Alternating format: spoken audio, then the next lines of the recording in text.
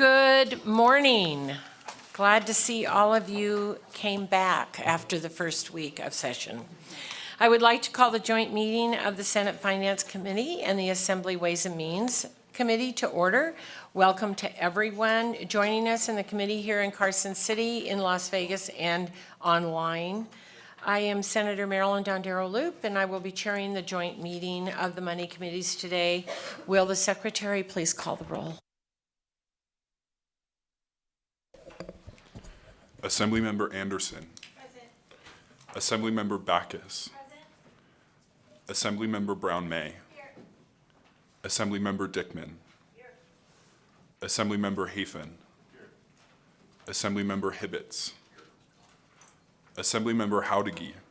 Here. Assemblymember Koenig. Here. Assemblymember Mosca. Here. Assemblymember O'Neill. Assemblymember Torres Fawcett. Here. Assemblymember Watts. Here.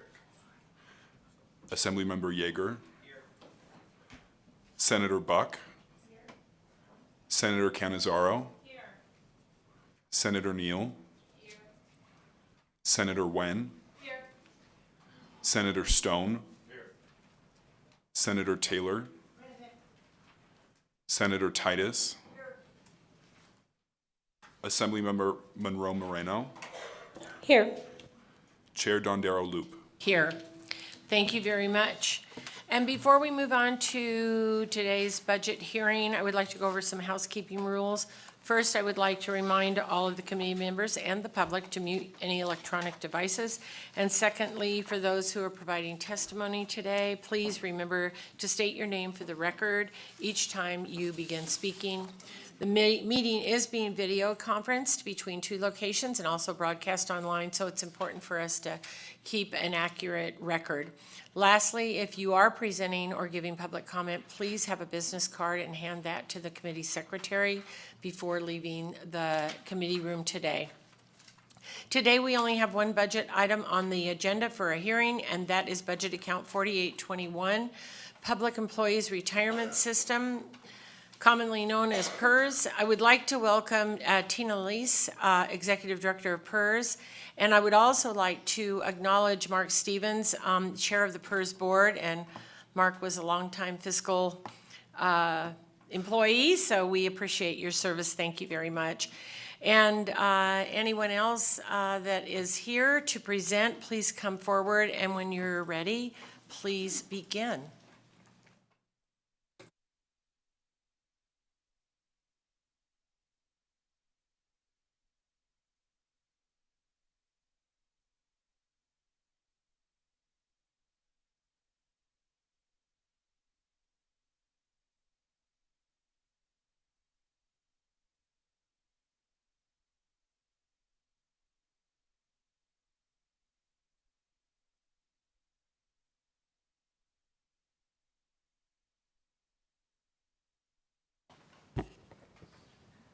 Good morning, Madam Chair. I'm Tina Liss. I'm the Executive Officer of the Public Employees Retirement System. To my right is Cabrina Fazer. She is the Operations Officer of the retirement system. And to my left is Brad Ramirez. He is an enrolled actuary with Siegel. He is the system's retained actuary. And just by way of introduction, Brad, he is in Siegel's Denver, Colorado office, but he is a proud graduate of Reed High School and UNR. So I just wanted to get a plug in for that. So this morning what we plan on doing is, before Cabrina Fazer gets to the actual budget, we will go through the contribution rates and the actuarial valuation. I will give a little bit of an introduction and then turn it over to Mr. Ramirez to give you the procedure for the actuarial valuation, and then we'll go through the contribution rates and then hopefully answer any questions you have, and then we'll have the budget presentation after we get through the contribution rates, if that's okay. So what we'd like to start with, just kind of to give a bit of a background to the committee as to the duties between the board and the legislature and our public employers and our public employees, is to start with the Nevada Constitution. And there's three provisions that really apply to the retirement system. First of which is that any money paid for the purpose of funding and administering a public employees' retirement system is segregated and can only be used for the purposes of, for the exclusive benefit of the members and beneficiaries of our system. Likewise, any money paid into the system cannot be loaned to the state and cannot be used to purchase any obligations of the state. And then finally, the system must be governed by a public employees retirement board. The board shall employ an executive officer. And in addition to that, and what's more relevant for today's presentation, is the Constitution provides that the board shall employ an independent actuary, which in this case now is Siegel and Mr. Ramirez, and that the board shall adopt the actuarial assumptions based upon the recommendation made by the independent actuary. So the actuary recommends those, and the board then is required to adopt those actuarial assumptions. Next page, I just want to go through a little bit what the legislature does for the retirement system. The legislature is what we would consider the plan sponsor. So the legislature is the one that created the plan. The legislature decides the benefit provisions of the plan, and the legislature also sets the contribution mechanism, and all of this is done in Chapter 286. So the benefit provisions, how much the benefit is, when people can retire, how the contributions are made, that is all set by the legislature in Chapter 286. What the board does is administers the plan and has rulemaking authority granted to it by the legislature. The main reason for that rulemaking authority is to make sure that we can make rules to comply with federal law. We are a governmental plan, so we comply with all federal regulations to be a governmental plan. And what that does for our members and beneficiaries and for the state is to make it non-taxable as the contributions are coming in and as the assets are accumulating prior to retirement. So it's very important that we maintain our tax qualified status. And so the legislature has given the board authority to make rules to comply with tax provisions. The third thing that the board does that is very important, of course, is adopt those actuarial assumptions that the actuary recommends. And that's why I thought it was important today to bring the actuary in case you had any questions for him. Because ultimately, the cost that we give to you for the plan for the contribution rates is based on the actuarial valuation. That is the mechanism that the legislature has given to us. But by statute, we do a valuation every other year that sets the contribution rates. And of course, what's very important to setting those contribution rates is the actuarial assumptions so that we fund our plan on actuarial reserve basis, which means we pre-fund. We don't just pay as you go, as maybe other systems might. But to make sure that we pre-fund, we need to know what money we will need to come in to make sure that we have the money to pay out all the benefits that have been earned by our members and beneficiaries. And just briefly, I also will go over the mission of the system because the legislature has also declared what our mission is and what we are hopefully doing with the benefit provisions that the legislature has provided. And that's to provide public workers and their dependents with a retirement program that provides a reasonable base income for retirement. As I'm sure you're probably aware, our public employees do not participate in Social Security. So what we do is we not only provide a pension for our people, but we're also Social Security replacement as well. The next part of our mission is to encourage those workers to enter into and remain in government service for such periods of time to give public employers and the people of the state of Nevada the full benefit of their training and experience. This is where we would, shorthand attract and retain to make sure, hopefully, that once we get our employees trained, we can keep them and take advantage of that training. And then thirdly, to provide an orderly method of promoting and maintaining a high level of service to the public through an equitable separation procedure at retirement. So make sure that people can afford to retire when the time has come for them to retire, so that then we can also have equitable people promoting up through the ranks as well. The next slide shows our multiple employer cost-sharing structure. As I said, the legislature is the plan sponsor. The legislature sets the provisions, but we have 224 public employers that participate. The state has a very unique position being the plan sponsor. And then we have our 224 employers. The state is one of those employers. And since the legislature has determined that the employees pay half of the contribution rate, what this shows is that on one half of the circles are 115,765 active members of the system that pay half of the contribution rate, and the other half shows the cost-sharing plan amongst the employers. You'll see Clark County School District. That's the slice of the pie for them. They are our largest public employer, followed by the state of Nevada, Clark County, Washoe County School District, Las Vegas Metropolitan Police Department, and then the remaining 200 and some public employers from there. The next slide shows the actuarial evaluation process, so I'll turn it over to Mr. Ramirez to talk about that. Thank you, Tina. For the record, Brad Ramirez with Siegel. Just a little bit of theory into what we do when we do the evaluation. And remember, this is the annual checkup of the plan, and it's used to determine the contribution rates every other year. This is sort of I like to call this the fundamental theory of pension funding, C plus I equals B plus E.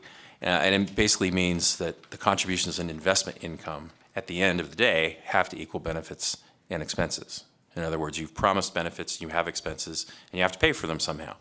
The valuation determines that cost. And it's really a balance between, when you think about funding a pension plan, it's really a balance between the C and the I. The contributions that go in earn interest over time.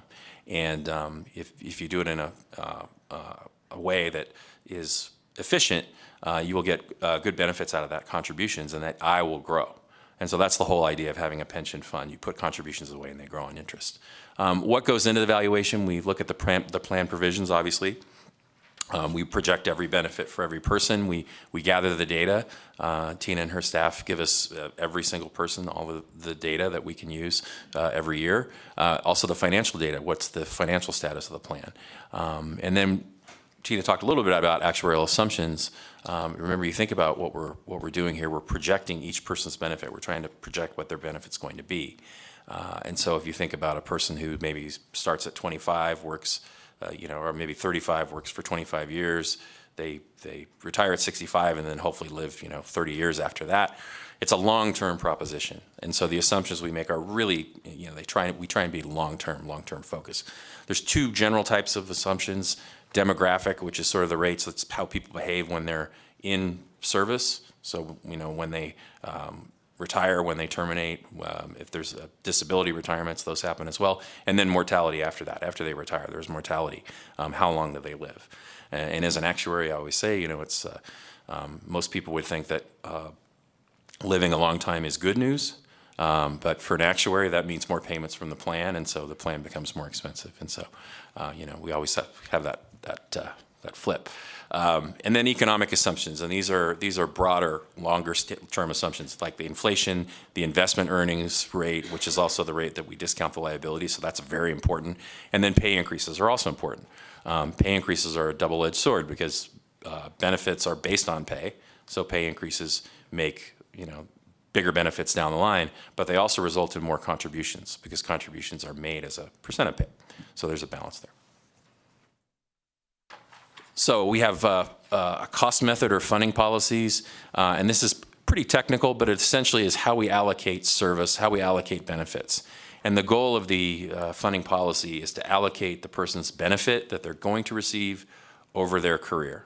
And so we do that as the method that we use called the entry age method. That smooths it over their pay. So every person's benefit is derived as a percent of pay, and that's what the contribution that becomes the normal cost of the plan. There's also an unfunded liability. So when the liability that we calculate, the accrued liability is less than or what the assets are, or is more than what the assets are, there's a gap there that we need to fund. And so over time, we amortize that unfunded liability, and there's a process to do that, and that's part of the board's policy. And so we do this. We work with the board on these policies, how to fund the plan, and we provide input and get responses back, and that sets the policy. I will note that's important about the state of Nevada. You actually fund the required contribution. A lot of organizations, states do not fund it. An actuary will come in and say your contribution rate should be 27%, and they say, great, we're going to do 20. You guys don't do that here. So good on you for actually having a mechanism to fund the actuarial contribution. The actuarial balance sheet is the present value of benefits, and we look at the present value of future contributions. So we put all that together and track the funding progress. So that's an important thing. Something you'll see is the funded percentage. That's a big number that you'll see, and that's the assets to liabilities. And then we also, the most important thing I think that we do is we calculate the recommended contribution rates. And then we take all of those things, put them together, and we present them to the board. And then these rates are determined the statutory rate, as I mentioned, every other year. We do the valuation every year, but every other year is the valuation that goes into the contribution rate. We also do, every 4 to 6 years, we do what's called an experience study. And what that does is, I talked a lot about the assumptions that we do. Every year we like to, or every so often we like to pause and say, okay, how are our assumptions working? And what we do is we actually track over the last, 4 to 6 years, how did we meet the assumptions? Did our retirement assumptions, were they accurate? Are people living longer than we thought? That sort of thing. We track that, and then we make recommended adjustments to the contribution, or to the assumptions. In 2021, that was the last one we did. We had the results there, and we saw an increase in longevity, which I said, that's the good news, bad news for the actuary. That's something that we've seen consistently across every pension system over the last 30 to 40, 50 years, is just increased longevity as health improvements have occurred. We did see a decrease we did recommend a decrease in the assumed investment return. It was at 7.5%. We thought 7.25% would be a good number, and that was taken into account for the valuation. We also decreased the payroll growth assumption for the purposes of the unfunded liability. Payroll in Nevada for many, many years grew extremely fast. We would see 8 to 10% increases over time. That has kind of changed over the last decade or so. So we've lowered those payroll growth assumptions. And we also made changes to the retirement assumptions when people are retiring to sort of better capture what benefit they're getting. As part of this, there was an increase in the contribution rate, and the board chose to, rather than take that rate all into account immediately, smooth it over 4 years. And so there was a 4-year period where we ratcheted up the contribution rate in accordance with what the experience study said. And so that last piece of increase was effective July 1, 2025. And we will be doing an experience study in the next year or two. Tina List for the record. On the next slide, we showed the results from the June 30, 2024 valuation. First, we show the demographic information for PERS regular fund, PERS police fire, and then the 2 other funds that we administer, the judicial retirement system and the legislators retirement system. On the PERS regular fund, their active membership went to 102,308 members. Police fire is a much smaller fund at 13,457. You see the average age, there is also a difference there, 45.5 for the regular fund, 39 for police fire. Police fire is a little bit more average service as well, 10.4 versus average years of service, 9.4 in the regular fund. As far as retirees are people that are receiving benefits, that'd be retirees and survivors. We have 72,876 in the regular fund, 11,294 in the police fire. The average monthly annuity for the regular fund is 3,404, and remember, our career members do not generally receive Social Security. And then police fire, the average monthly annuity is 6,161. Our benefit is a function of salary and years of service. And so that's why you will see the differences in the salary. Police fire tends to retire with a little bit more service credit than the regular fund and a little bit higher salary than the regular fund. The total monthly benefits that we paid out as of June 30, 2024 is $248 million for the regular side and $69.6 million for the police fire side. JRS and LRS are both much smaller. The judicial system has 108 members, as where LRS has 21 active members as of June 30, 2024, and you can see the numbers for those as well. As far as the assets and liabilities for all of the funds, And I will show the comparison here is between June 30, 2024 and June 30, 2023. And as Mr. Ramirez mentioned, we do valuations every year.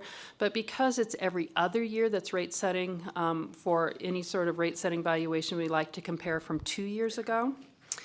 And so for the regular fund, the actuarial accrued liability grew from $55.8 billion in 2022 to $63.2 billion in 2024, and you can see the police fire, because they're this a little bit smaller fund, theirs grew from 16.8 billion to 19.3 billion. The actuarial value of assets also grew for each side. And then you can see below there the unfunded actuarial accrued liability. So that is the difference between the assets, the actuarial of assets on hand and the actuarial accrued liability. The unfunded accrued liability for the regular fund in 2024 is 15.3 billion, for police fire 4.8 billion. The funded ratio for the system as a whole increased, which means the assets to liabilities increased a little bit. Even though the unfunded liability grows, our assets grew at a little bit bigger pace than the liabilities. So we had a little bit increase in the funded ratio. And this shows, and that I would also mention that as of January 31st of this year, our assets stand at $67.47 billion, with the year-to-date investment return of 5.77%. So as far as the contribution rates, we have what we call normal cost, and that's, and Mr. Ramirez would be able to explain this better than I can, but it's basically the cost of the benefits being earned for the year. And then we have the total contribution rate, which includes the payment on the unfunded liability, and you can see those rates, and we'll go a little bit more in detail on those in the next couple pages. As far as the judicial retirement system and legislators' retirement system, these are smaller systems with a little bit different demographics and a little bit different funding methods because of their smaller size. The judicial retirement system was a pay-as-you-go system until about 2001, and then the legislature created an actuarially funded system, and so we took in all the unfunded liabilities for judges to that point. And has made great progress on the judicial retirement system. As of June 30th, 2024, that system was funded at 94.9% with about $200 million in assets. The LRS is actually funded at 105.5%, which means that on an actuarial basis, there are more assets on hand than the projected liabilities at this point. Next page shows the contribution rates, and as Mr. Ramirez mentioned, when we did the experience study in 2021, we changed a number of assumptions that had the effect of increasing the projected amounts that we'd be paying out into the future, which then, of course, had the effect of increasing the contribution rates. Those rates were smoothed in over a 4-year period. This is the final phase-in of the contribution rate from the experience study. For the regular side, the rate went up a little bit less than we expected from the phase-in, which means the last year of experience actually offset a little bit of contribution rate increase. But the rate still is going from the current statutory rate of 33.5 to 36.75. So that rate increase is almost entirely due to the assumption changes. Well, actually is, I think, entirely due to the assumption changes. On the police fire side, this being a smaller fund, and the changes are a little bit more magnified, particularly when you make changes to longevity, when you project that people will be living longer. The police fire, the primary difference between police fire and the regular side is that the police fire side has earlier retirement possibilities, so that a member can retire at age 50 with 20 years of service, compared to the regular side, your pre-2010 members can retire at age 60 with 10 years of service. So typically we might be paying that benefit at least 10 years longer. And so that is more expensive, particularly when regular and police fire have about the same longevity rates. I believe they are almost identical mortality tables for the two. So that's the primary difference in the rate, is that the benefit structure itself is a little bit more expensive because we pay the benefits for a longer period of time. And so the current statutory rate was 50%, and the statutory rate, once you combine the actuarial valuation with the contribution rate mechanism, is rounding to 58.75. Again, that's almost entirely due to the assumption changes. This did go up a little bit more than the last phase-in. That was a result of pay increases not being fully offset by other experience. And those were the employer pay. And let me just go back just a second. These are what we call the employer pay rates. And so the employer pay is a little bit of a misnomer, but what that is the employee pays their share of the half of the rate through either a reduction in salary or in lieu of a pay increase. So even though we get the entire contribution from the employer and it's considered an employer contribution, the member does still pay half of that. And so in essence, say a state employee is on the employer pay plan and the rate is going up 3%, typically the state employee will take a pay cut of half of the increase. And your local government employees, most of them are what we call mandatory employer pay, which means their employer only offers the employer pay plan. Those employees still pay half of the rate through either a salary reduction or in lieu of a promised pay increase.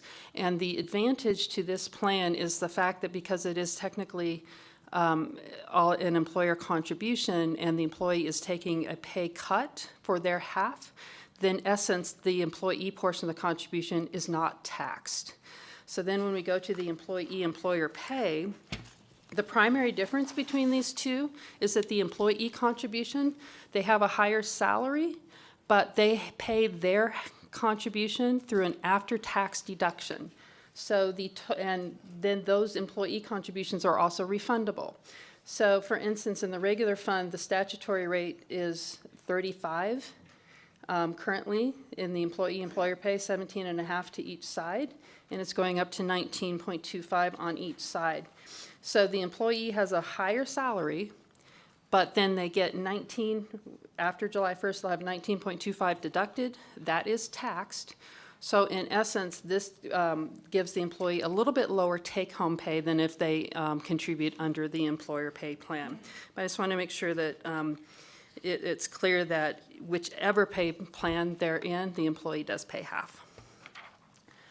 Then we'll just go quickly through the JRS. The JRS, the contribution is a little bit different. They have their normal cost is paid as a percentage of payroll, and their statutory rate is going from to 24.25. And then the state pays through the administrative offices of the court, pays an amortization payment as a lump sum.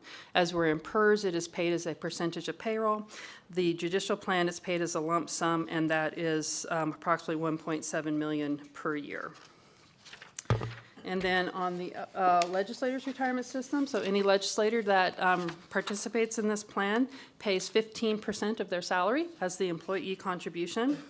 The net normal cost, the total normal cost net of employee contributions is what the employer pays. Plus, we have an amortization of the surplus in this plan for a total calculated annual state contribution of $44,584 for the legislative retirement system. And that concludes what we had planned to talk about on the contribution rates. And we can either take actuarial questions now or go ahead with Ms. Fazer for the budget portion.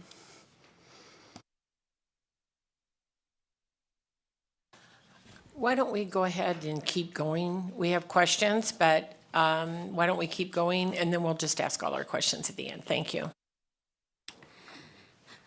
Good morning. For the record, Cabrina Fazer, Operations Officer for the Public Employees Retirement System of Nevada. I'm here today to present the PERS budget for fiscal years 2026 and 2027. As a frame of reference, the system is not a general fund state agency. The system is a public agency with the powers and privileges of a body corporate. Revenue for the PERS administrative budget comes from the trust fund administrative fees, calculated on a per capita basis for each member and benefit recipient. These revenues are obtained from both the employee and employer contributions received from the 224 public employers and 115,760 active members in the system as of June 30th of 2024. In addition, PERS has 20,752 inactive members and 84,170 benefit recipients, for a total of 220,687 individuals that are served by PERS with a staff of 84 employees. The adjusted base budget includes those items necessary to administer the trust fund and fulfill the fiduciary duties owed to all members and beneficiaries of the system. Expenses contained in the budget include amounts for personnel, in-state and out-of-state travel, operating expenses, training, and actuarial and audit services. The budget also includes amounts for legal expenses and information technology.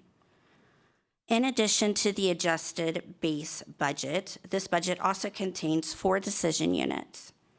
In Decision Unit E226, the system is requesting 4 new positions: an accountant technician, 1, an auditor, and a retirement technician in our Carson City location, and a retirement examiner in our Las Vegas office. If the accountant technician 1 is approved, the new position's primary duties will be handling the processing of optional service credit, purchase deposits, tax payments, and account receivables. These duties are currently performed by another account technician and 2 independent contractors. This position will help reduce the workload so that at least one of those independent contractors can be released. The retirement technician would provide additional coverage to our call center, helping to reduce wait times and improve customer service. This role will handle inquiries related to service credit, benefit calculations, and optional service credit requests, alleviating the workload on existing staff. By focusing on these specialized tasks, the position will enhance efficiency and ensure timely responses to members and retiree inquiries. Ultimately, this position would improve overall customer satisfaction and streamline operations. The new audit position will support the annual audit plan by ensuring all public employers are audited within a 3-year time frame. With only 3 current audit staff members, the additional position will enhance efficiency and help ensure compliance. This additional position would help improve audit coverage and strengthen overall regulatory adherence. Adding a retirement examiner in the Las Vegas office will help reduce wait time for retirement counseling appointments and expedite service for walk-in visitors. With only 8 staff members handling both counseling and call center duties, the additional position is essential for managing high-volume member interactions. This position will meet with appointments, perform necessary calculations, process notarized forms, and assist walk-in customers. By streamlining workflow and reducing the time for members and retirees to make appointments, this position will enhance efficiency, improve customer service, and ensure members receive timely assistance. Decision Unit E710 includes continued funding for the implementation of the new pension administration system, in addition to providing funding for the replacement of hardware and software. The requested funds for the new pension administration system will primarily be used for project management, data management, and the new pension system itself, which is a combination of Arivos 2.0 and the NXT from Tegrit Software Ventures. Funding was approved starting in fiscal year 2020 to begin the new system implementation. A contract with Tegrit was approved by the Retirement Board in November of 2020. Work began with Tegrit in July of 2021 and will continue through the end of the project. In addition to Tegrit Software Ventures, Provaliant Retirement LLC has assisted with the RFP development, oversight, and project management. Icon Integrations is the data cleansing vendor for the project. The overall implementation costs remain within the estimate that was presented to the legislature in the 2019 session. Rather than risking quality of the project to meet the original go-live date of January of 2025, staff collaborated with the PAS vendor, Tegrit, and project oversight Provaliant, and proposed a modification to the project timeline and payment milestones to the retirement board. The retirement board authorized the change request for the timeline and payment schedule at their May 2024 meeting.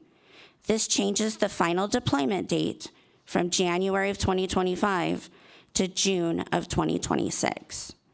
The overall cost increase for the change of the go-live date was approximately $4.2 million. This implementation will be completed in 2 major phases: employer reporting and benefit payments. Several milestones were accomplished since the last budget hearing in 2023, such as benefit calculators, workflow, and user acceptance.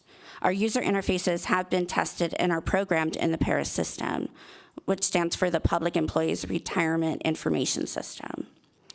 In addition, staff is working in parallel tracks for retiree services, vendor portal, and accounting functionality. The first group of employers transitioned reporting their monthly retirement reports in the PARIS system in February of 2024. There have been this past year, the focus has been on training and transitioning all of the public employers. There are currently 238 employers that are reporting their monthly retirement reports in the PARIS system. That leaves 3 remaining to transition. The PARIS project has been moving along very well. We have received positive feedback from the employers who have transitioned to the new system. There have been mutually agreed upon changes which have impacted the project timeline. Those include holding off on transitioning the employers to ensure that their suggestions were programmed and ready prior to go live, and the opportunity to move to the framework, the latest and greatest framework that Tegrit offers, which is NXT, for ease of maintenance and other benefits, as well as making sure that the overall project is a successful implementation, which is the goal of PERS staff and all of the vendors that are associated with this project. Those are my prepared remarks. I am available to answer any questions unless there's more testimony from Tina or Brad. Thank you very much. And if you're ready, we're ready. We have a few questions. And I think the first one comes from Senator Cannizzaro, when you're ready. Thank you, Madam Chair. And I want to go back to the contribution rates as opposed to the budget pieces. I know we probably have questions on that too, but I want to talk a little bit about the contribution rates. I know you mentioned probably a couple of reasons why we're seeing these what feel like very significant increases for public employees, in particular for police, fire. It's quite substantial. I know the experience study has a chunk to do with that, but obviously, like, we're getting to the point where, you know, we have a lot of state employees who we worked really hard to give some raises to. Now they're going to be asked to pay significantly more for the PERS, not to mention all of the other public employer and employees who are interested in what we're going to adopt in the budget, but also in what has been presented here with respect to the contribution rates. Obviously very concerning. These positions can sometimes be very tough to recruit for, tough to retain for. Some of that I know plays into your ability to evaluate and to talk to us about, you know, what the health of these retirement benefits looks like. Can you just walk us through and delineate what are these big reasons for, and the factors that have contributed to the increases for the contribution rates? What, if any, levers we have in terms of looking at those? Just because this is very concerning, and obviously we've had a lot of outreach from people who are worried that we're going to lose really good employees, not just at the state level, but also at some of our local levels, because it just becomes a situation where it gets a little unsustainable to continue to absorb the cost increase of other things out there, and then the cost increase that's going to be represented on their paycheck with these contribution rates. Tina List, for the record, Madam Chair, Senator Cannizzaro. The main reasons for the contribution rates were because of the actuarial assumptions.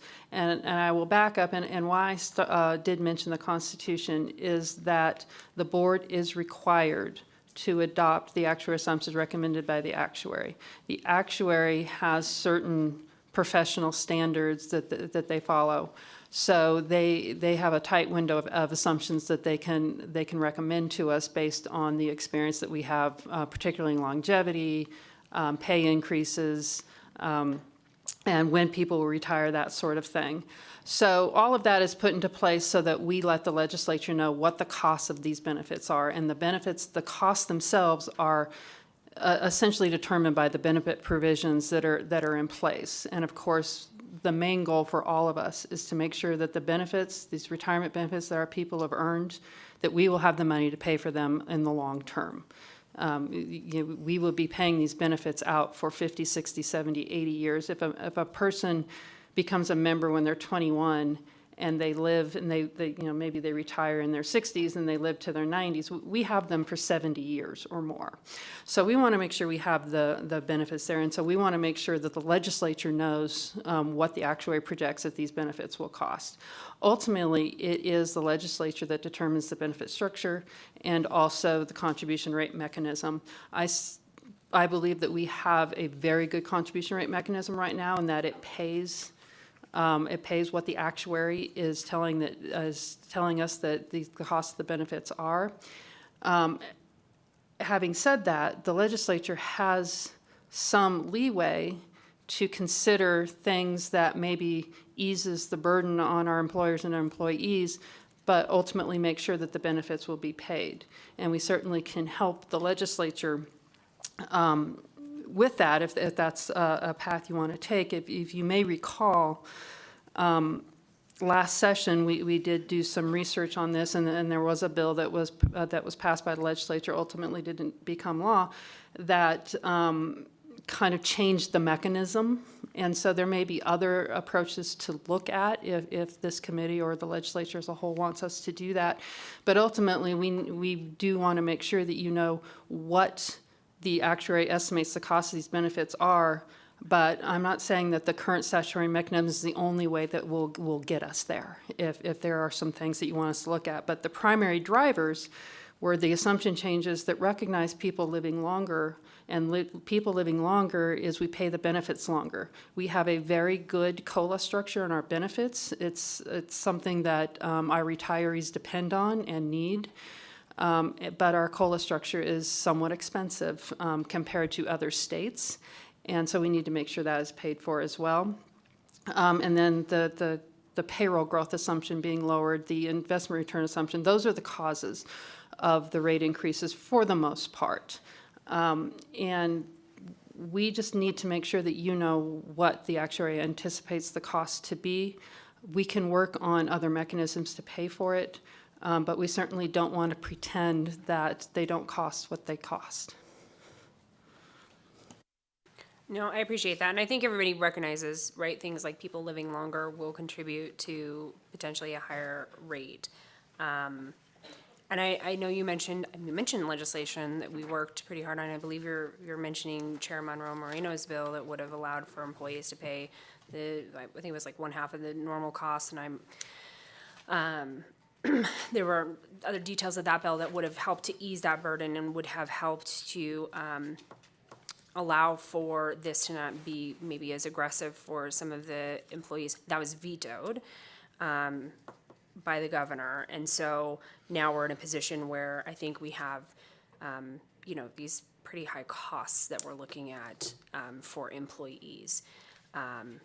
It just gets hard to absorb, especially in the backdrop of other things, which was sort of the reason why we were all really supportive, or at least I'll speak for myself, why I was certainly supportive of that bill, and why we had a lot of conversations last session about what we could be doing for our folks who are public employees.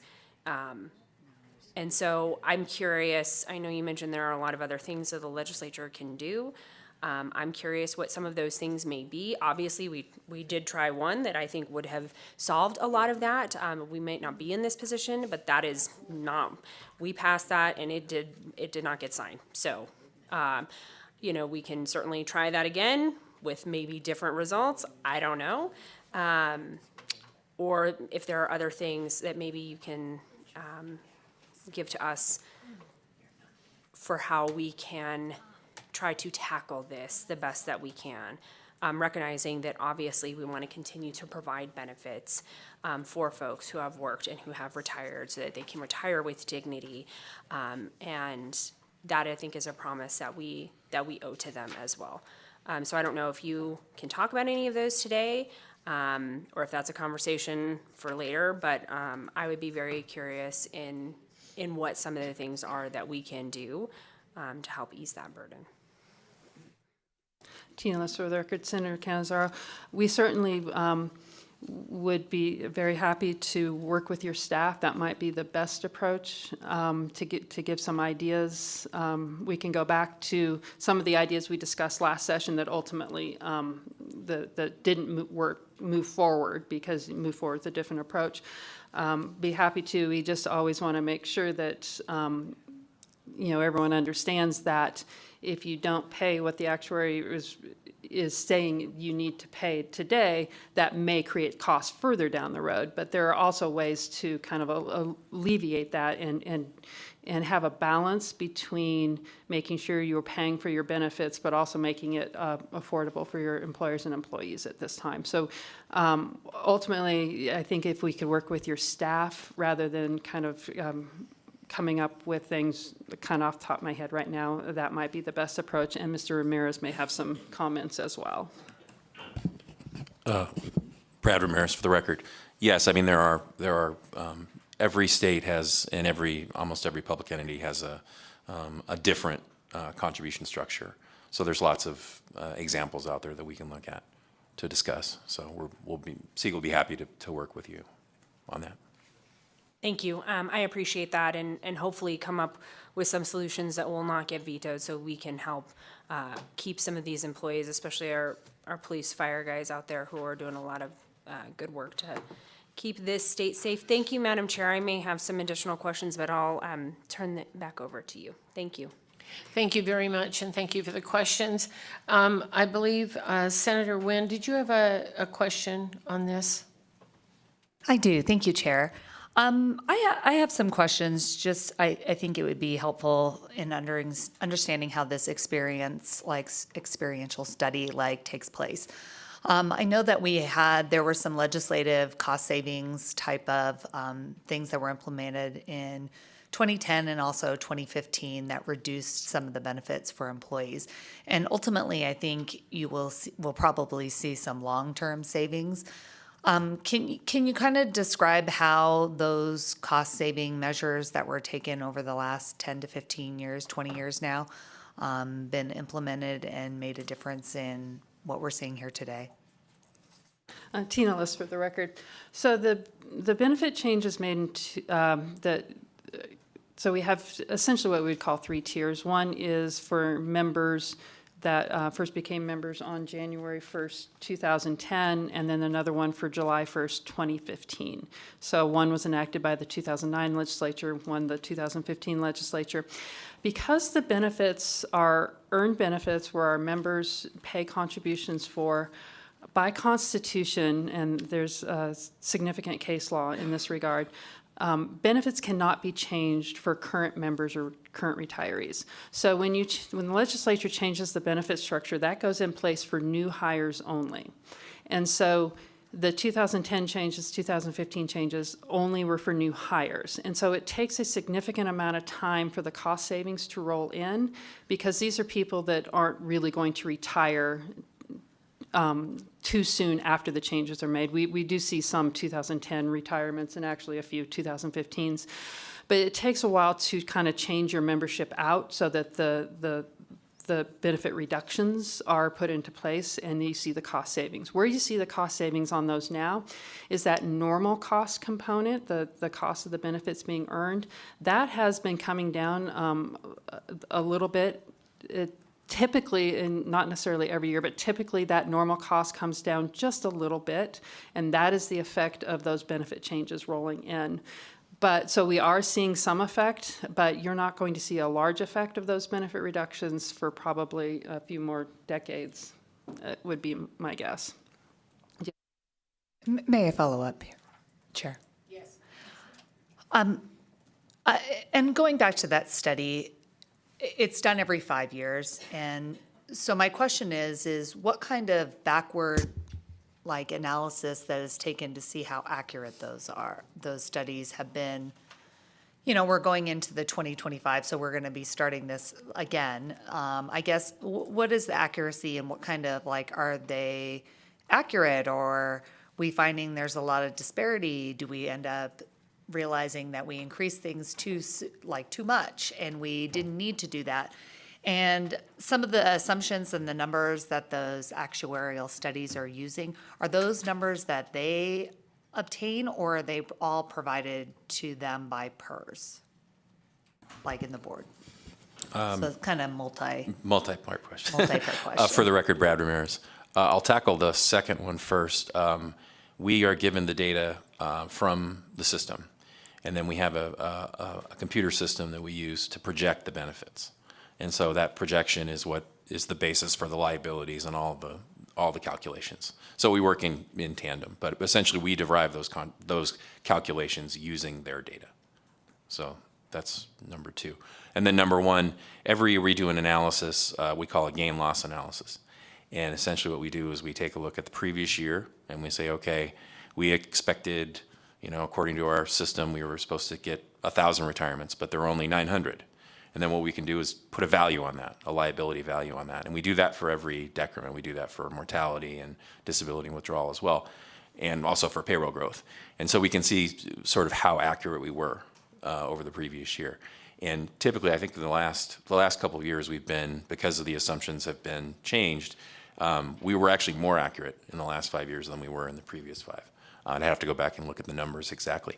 When we do the next one, what we will do is we'll look back at that 5 years and we'll say, okay, where were we a little inconsistent? Maybe we have to adjust the retirement a little bit. Maybe we have to adjust the mortality a little bit.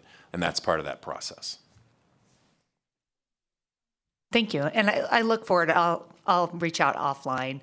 I know that this is something that's so significant, just for ease of numbers. If you have an employee that is making, generously $100,000 and their police fire, this is a real impact to it's a $4,000 pay decrease. That's a significant, and that's just, with ease of numbers. As we have employees that are making even less than that, the impact is obviously going to be more significant to their bottom dollar and what they're able to provide for their families. So I appreciate the conversations, and I'll reach out offline. Thank you, Chair. Thank you very much. And Senator Neal, did you have a question on this subject, please? Thank you, Madam Chair. So it's in the same vein, but slightly on the side. So when we were talking about the system and the assumptions that are being made, I saw the 2024 slide, but how are you guys, or how is the actuary using existing economic data right now, 2025, in this current environment, and what are they projecting, right, economy-wise, when we talk about the investments that are being put in the system, so you can plan forward, right, in 2025? Because there's some real changes and real adjustments happening, and so I wonder what factors are you guys considering or proposing right now to try to plan for what could be a bumpy ride for the next 12 months or so? Brad Ramirez for the record. That's an excellent question. I mean, one of the difficulties in doing these projections is we are looking very long term, 30, 40, 50 years. And so currently the discount rate assumption that we use is 7.25% per year.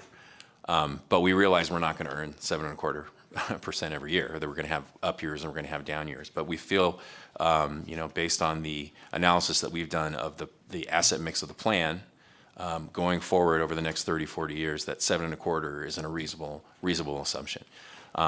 So when we do the experience study, we try not to overreact. We'll look at that discount rate again and we'll say, okay, if we had a couple of bad years, we don't want to overreact and immediately lower the discount rate just because of a couple of bad years, because we know that'll have a big effect on the plan. What we want to do is be accurate over the long haul.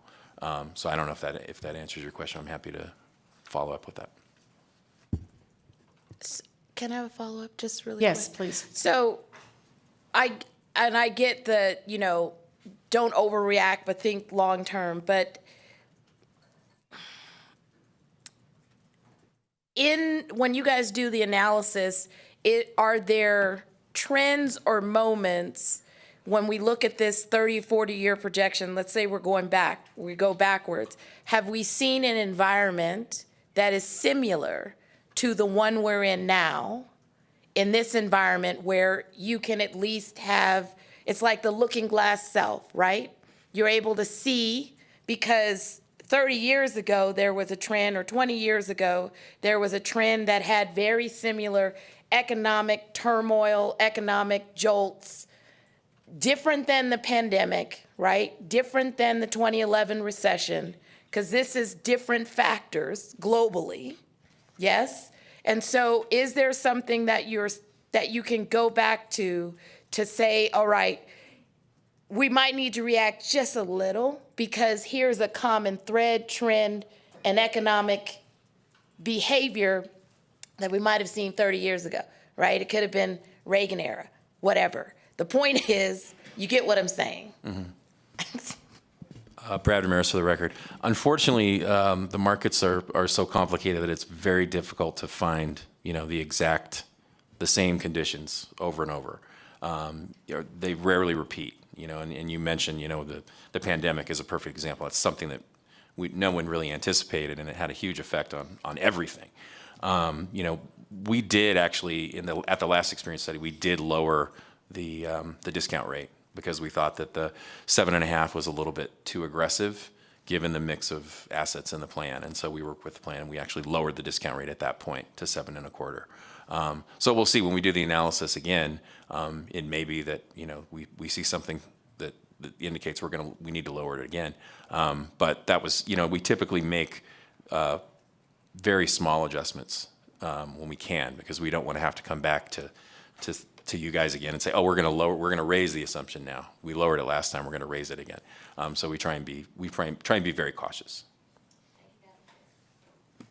Thank you very much, and we will go to Assemblymember Watts. Thank you, Chair. I have a real quick question on this and then want to move on to another item. Do you have either in total or broken out by the regular and the police and fire, what's the impact to the state of this increase in the contribution rate? Tina List for the record. I don't have the numbers on me, but we could easily estimate those numbers based on a projection of what we think the state payroll would be.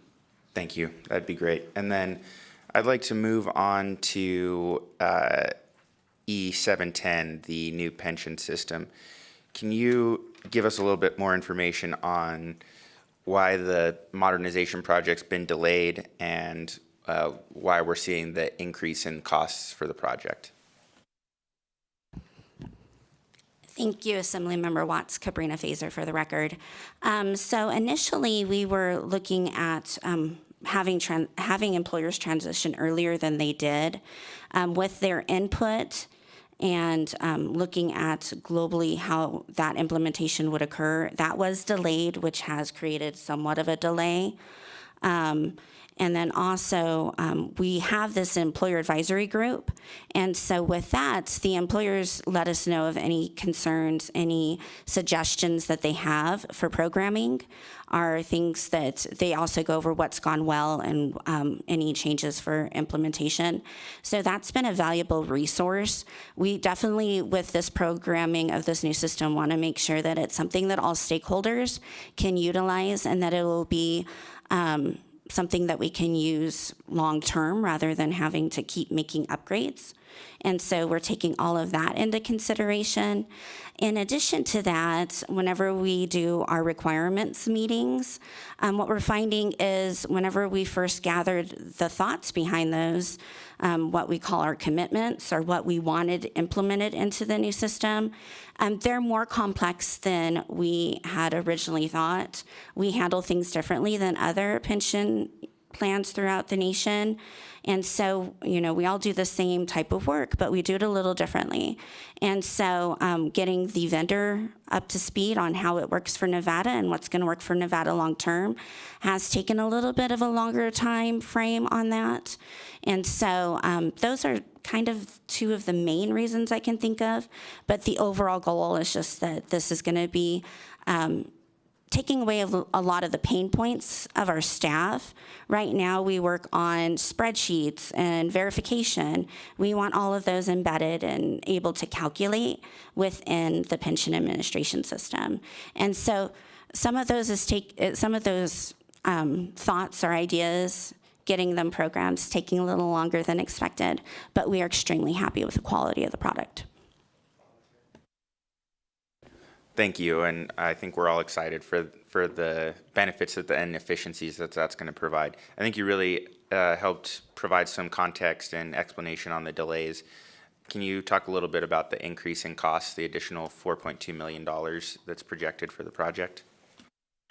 The $4.2 million, that was also in addition to some of the employers and the length of time and some of those components.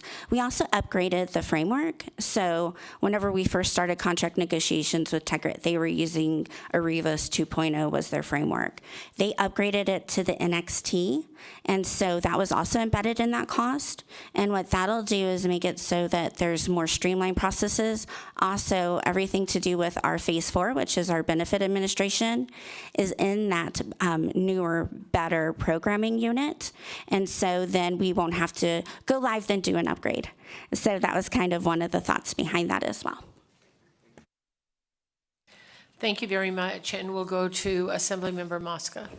Thank you, Chair. And thank you so much. My question continues on what my colleague had asked. You have talked about the status update on what else has to be done, but can you share why you think it's going to be on track to be completed by the revised date of June 30th, 2026?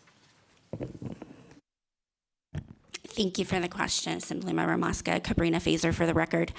So we are measuring to the June of 2026 date. There are still some inherent risks that we're also trying to mitigate. One of those being our goal was to have all employers transition by the end of this month.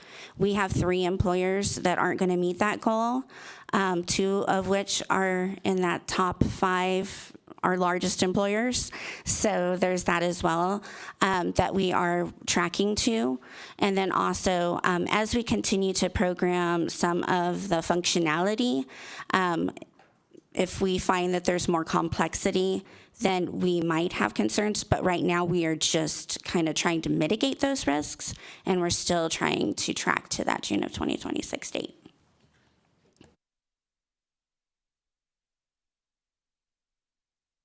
Thank you very much.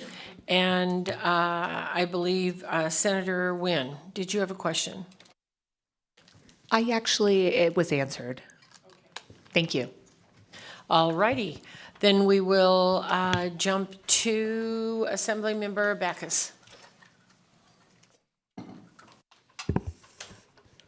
Okay, thank you, Chair. I'm going to turn your attention to the request for the additional positions under the accountant technician position, as well as the one new auditor position. And Chair, if I may have, I have 2 questions. One would be a follow-up. I appreciate that.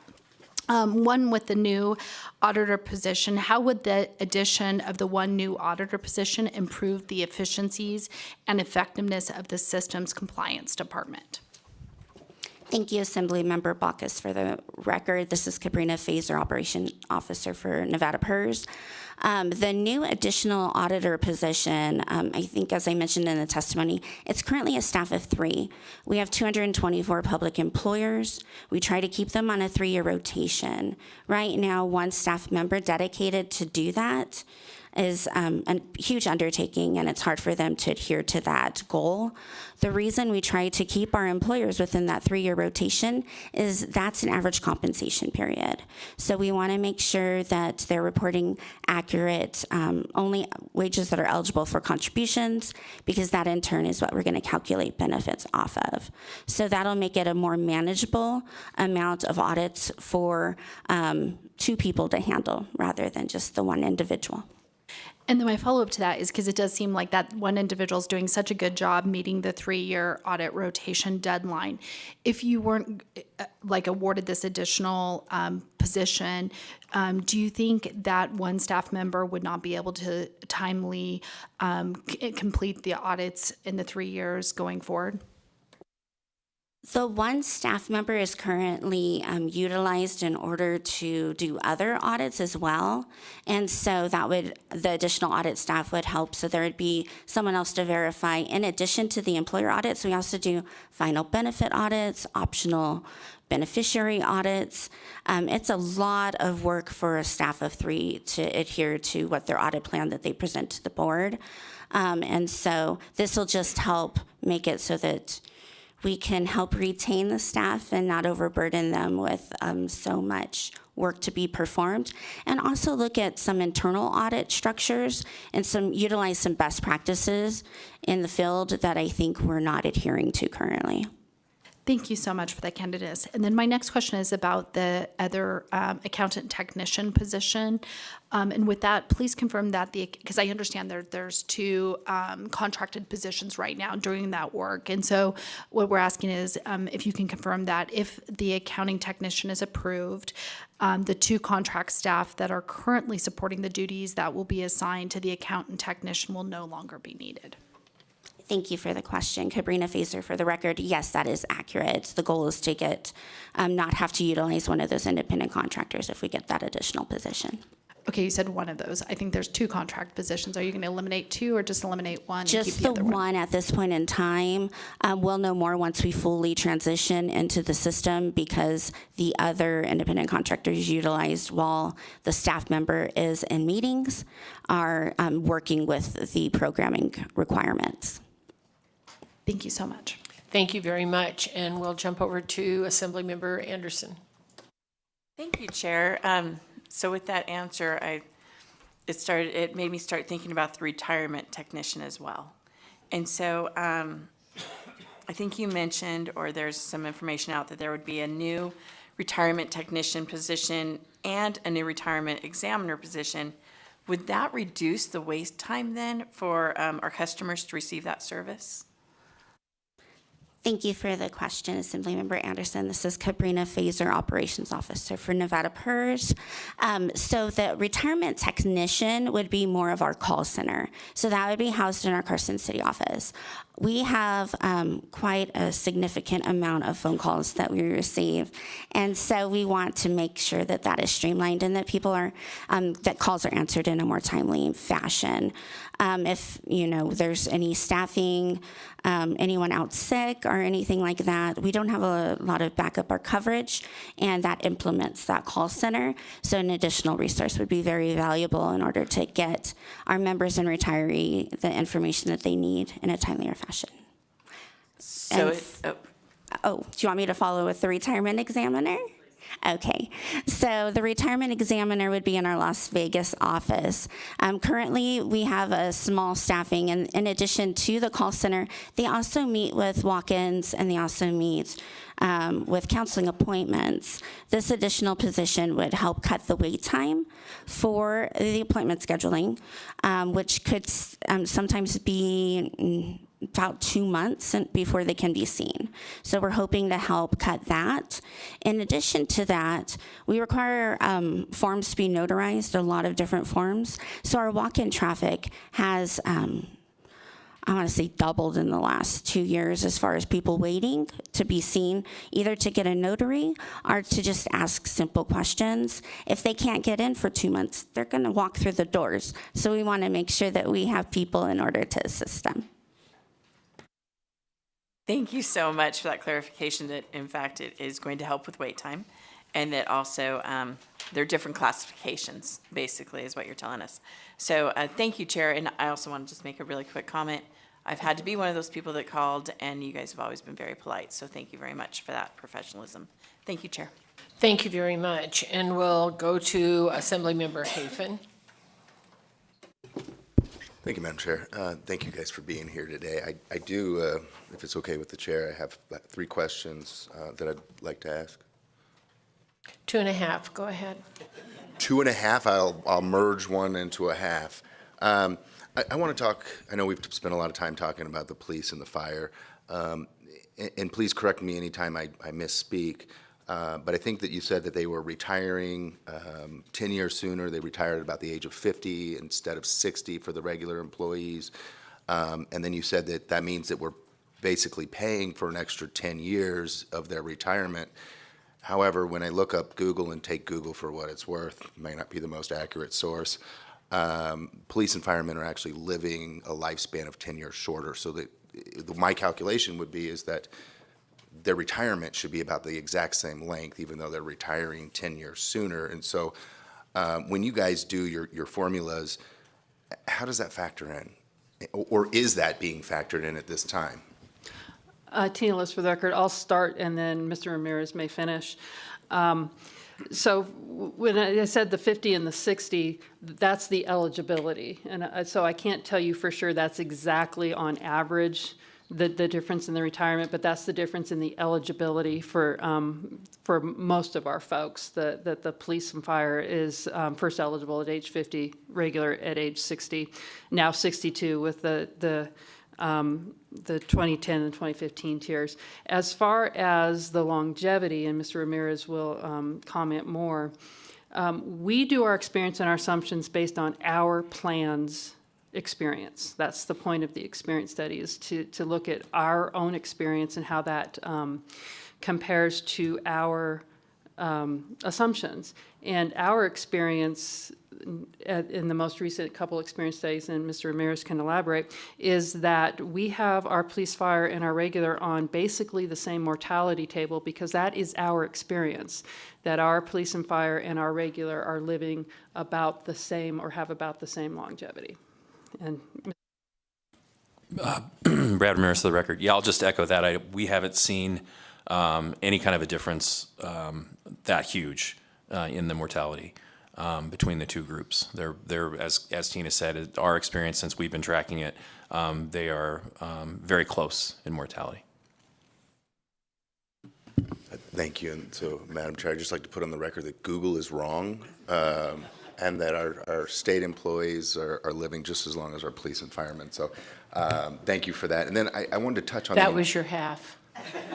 No, that was my statement. I merged the other two. So then I do want to touch on the employee-employer. You mentioned that it's split 50-50, and then the employee part can be returned. When it's returned, is that returned with interest? And how does that factor into the overall PERS? My concern is that if you have a bunch of people retiring, sucking all their money out, or taking their money out, that, you know, what is the long-term solvency of the plan, and how does that affect it? Tina List, for the record. So on the employer pay plan, the after-tax contributions are refundable. So if a member terminates, they can refund those contributions. The statute does not provide interest, so they refund only the contributions that they put in, and then our liability to that member is terminated. So then they are no longer eligible to receive a benefit. The system does maintain the employer contributions that were made for that member. And so we have assumptions as to withdrawal rates and how often we believe that happens. And I do not believe that we have significantly high withdrawal rates on that. I will also say that because of the after-tax difference, a good portion of our members switch plans into the employer pay plan approximately when they vest. So right now, we run about 80% of our membership on the employer pay plan and about 20% on the employee employer pay plan with those refundable contributions. The vast majority of those really, though, are state employees. I think state employees tends to be more half and half because that is our largest employer that allows for the two contribution plans. And I don't know if you had anything to add. Perfect, thank you. And thank you, Madam Chair, for my 2.5 questions in my Google statement. You're welcome. All righty, we'll go to Assemblymember Buck. Sorry, Senator right. Buck, You can call me anything you want. I apologize. Senator Buck. No worries. Back in April of last year, I asked for the actuary of the rates, and over the past few decades, it definitely has tripled as far as what taxpayer dollars as well as employee dollars into the contributions. So what I'm wondering, I know that you mentioned that living longer lives. Was it poor actuary calculations in the past, maybe bad investments? And who has the discretion over investments made?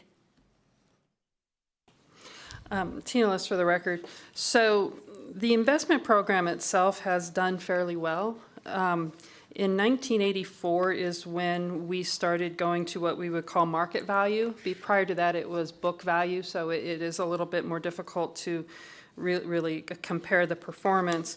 But since 1984, which we call inception of when we go to market value, our average annual return is 9.3%. So as far as the contribution rates in general, it's not the investment return. The investment return has a large impact. And I say in general, it's not the investment return because when you have a year like 2008, 2009, that's a big shock to the system, and that obviously will increase rates. There's only so much you can do in the shorter time periods. Yes, we fund to a long-term time period, but we value ourselves every year. So we have the short-term, long-term dichotomy that we really deal with on every day. So to answer the question as to who's in control of the investments, that is the retirement board. By the Constitution, the board governs the system, and there are some guidelines in the statutes. Essentially, it's a prudent person standard of investments, and of course, the board has fiduciary duties to invest in the best possible manner for our members and beneficiaries, and that is the board's sole objective is the best return for our members and beneficiaries, best economic interests of our members and beneficiaries, and we do have an Attorney General's opinion to that effect as well, is that the board may only consider the best economic interests of our members and beneficiaries on investments. I will also say that in the last year, the return was 12%, and that is as judged against our 7.25%, or a 3-year average is 5.1, so you can see the investment markets do go up and down. Our 5-year period is 9.6. The 5-year period is very important to us because we do what we call 5-year actuarial smoothing. Because the markets can be so volatile year to year, we don't want the contributions to be based on each year's return, so we smooth 5 years worth of returns. And so our 5-year smooth return is 9.6%, which means that we have investment gains that we have not yet recognized. As of 2024, our investment gains not yet recognized are about $2 billion, which may or may not come into the system depending on the rest of the 5-year period. Do you have a down year and then they offset, and that's the point of the smoothing, is to offset the gains and losses. So I kind of gone on a little bit. I hope I answered your question, but the board is in control of the investments, and the investments have done very well. So it sounds like the market's done well. Then why the 8%, I guess, or nearly 8%, I guess? I'm looking at the difference. And so that's one. And then really quickly, your total percent funded is at 75% in 2023, I'm reading?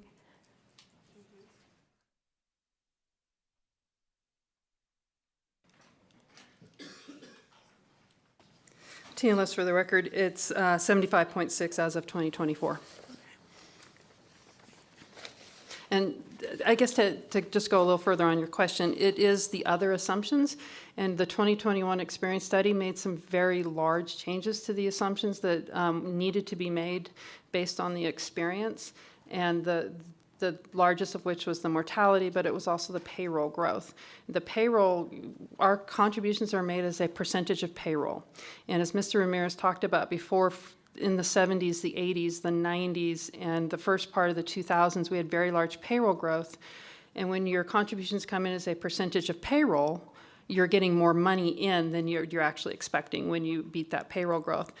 Starting in 2008, 2009, payroll went negative for a time, and one of the most significant changes was we assume a much lower payroll growth, which means we have a smaller payroll to put that percentage of contributions on.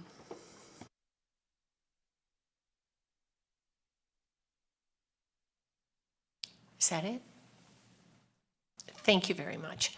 All right, we will go to Chair Monroe Moreno. Thank you, Chair. And I have a few comments and a question, if that's okay. Yes, please. Thank you. First of all, I want to thank you all for the work that you do. There's a few of us here on the dais that are PERS recipients, and we would not be able to be in these seats and have that check had you not done the work that you have been doing.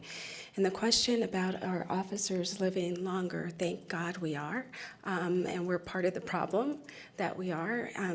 A number of pieces of legislation to address healthier police forces came from this legislative body. So with those annual physicals that we have and our mental health checks that we're having helps us once we get past retirement. And to retire at 50, most of us started and put in over 20 years before we even got to the 50 years to retire. So thank you for that.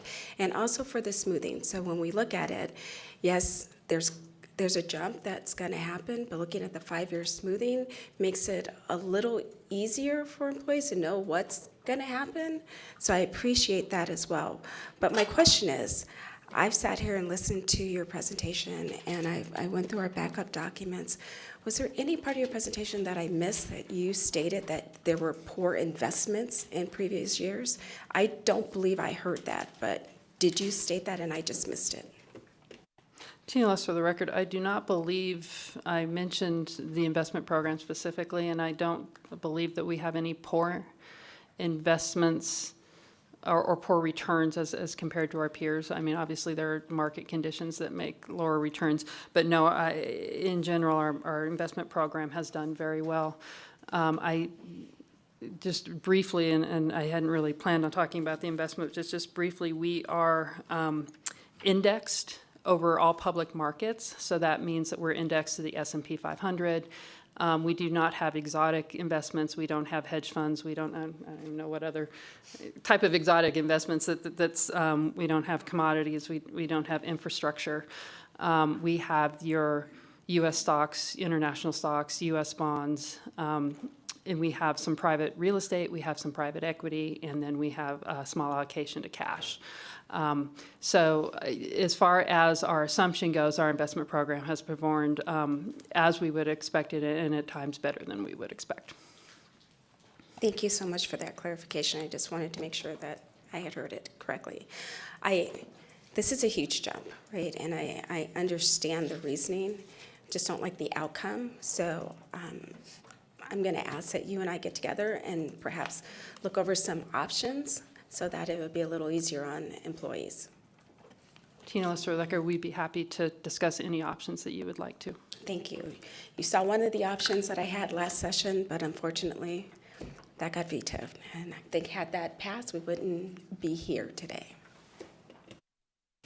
Thank you very much, Chair. And yes, we've worked on this before and we'll continue to work on this, but we do really appreciate you and your team because you are making many of us, or will be making many of us, allowed to have years after working, being able to pay bills. So thank you very much. Is there anyone else who has a question? All right, well, seeing none, I'm sure there will be some offline, but thank you very much. We appreciate that. And I will close the budget hearing on the budget account 4821, Public Employees Retirement System, and thank you for being here. We will now move to our last agenda item for the day, public comment. For those of you making public comment, please remember to state and spell your name for the record and begin your statement.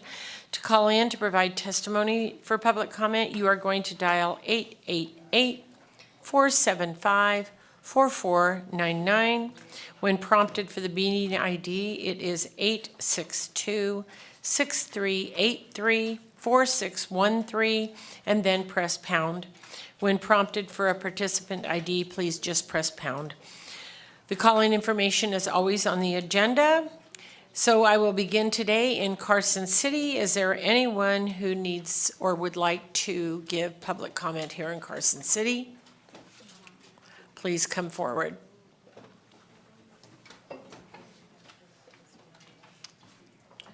And please go ahead when you are ready.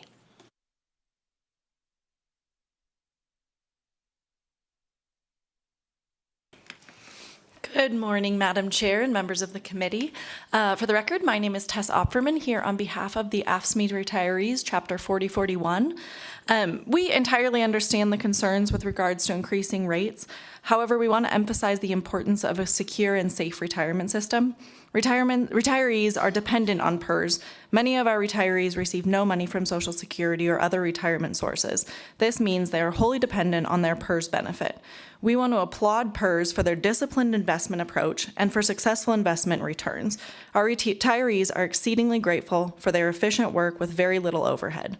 As presented, PERS must accept the actuarial recommendation. These recommendations are key to ensuring the PERS system can continue to pay out benefits, but we are sympathetic to the many concerns of rising out-of-pocket costs for employees, and we look forward to working with this legislative body to help address those concerns while following PERS recommendations. Thank you so much.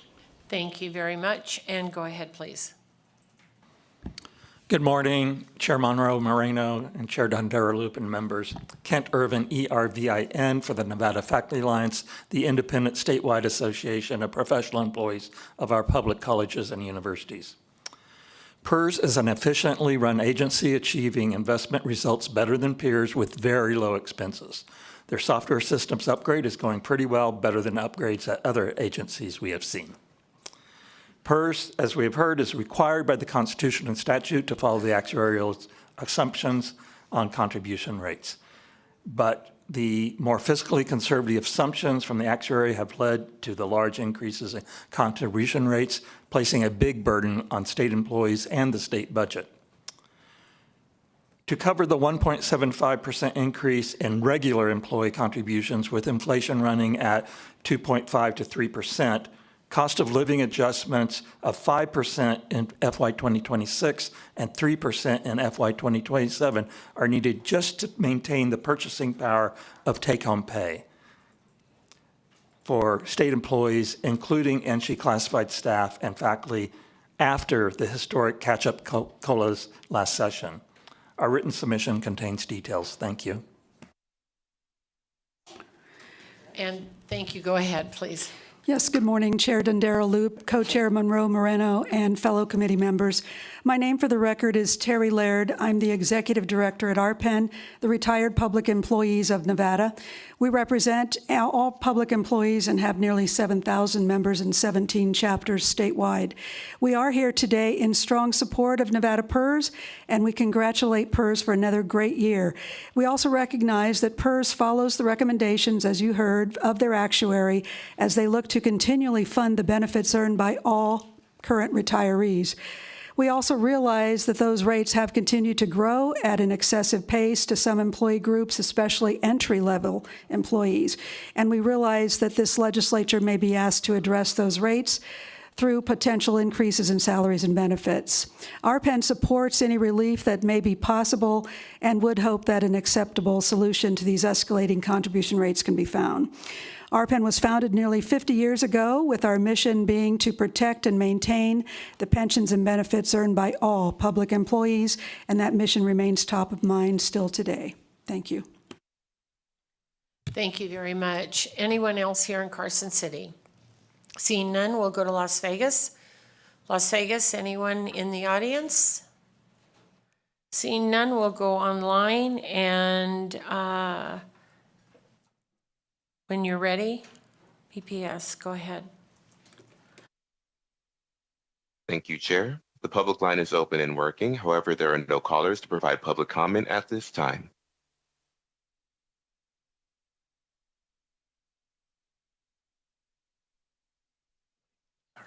Thank you very much. All right, with that, we will complete our agenda for today. I'd like to thank everyone for being here. Tomorrow morning, we'll be back in joint subcommittee meetings starting promptly at 8 a.m. This meeting is adjourned.